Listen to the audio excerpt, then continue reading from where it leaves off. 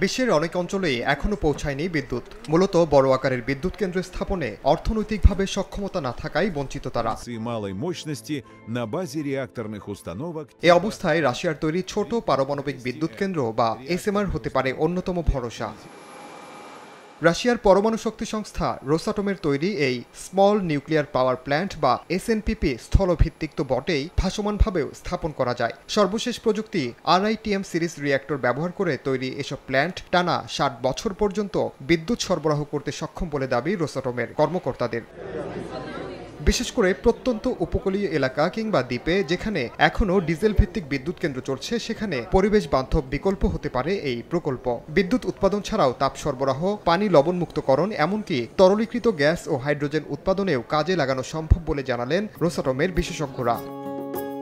শুধু বিদ্যুৎ উৎপাদন নয়, টেকসই উন্নয়ন, জলবায়ু পরিবর্তন মোকাবিলা এবং শিল্পায়নের পথে ছোট পারমাণবিক বিদ্যুৎ কেন্দ্র নতুন অধ্যায় সূচনা করতে পারে বলেই মনে করছে রাশিয়া।